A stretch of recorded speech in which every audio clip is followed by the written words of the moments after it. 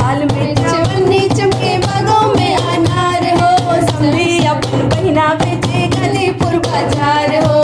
ताल में चवन्नी चमके बागों में अनार हो। समधी अपन बहिना बेचे गाजीपुर बाजार हो। बेचत बेचत साँझ भइल बहिनी ना बिकाय हो। बेचत बेचत साँझ भइल बहिनी ना बिकाय हो। बनिया साले सतिया मांगे बनिया साले सतिया मांगे बहिनी मोर कुंवार हो। बनिया साले सतिया ले जा बहिनी मोर कुंवार हो।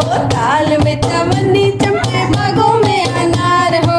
ताल में चवन्नी चमके बागों में अनार हो। दुल्हा अपन बहिना बेचे गाजीपुर बाजार हो।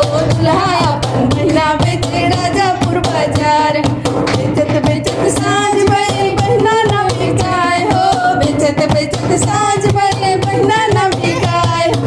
बनिया साले सतिया ले जा बहिनी मोर कुंवार हो। बनिया साले से ले जा बहिनी मोर कुंवार हो। ताल में चवन्नी चमके बागों में अनार हो। ताल में चवन्नी चमके बागों में अनार हो। सभी अपन बहिना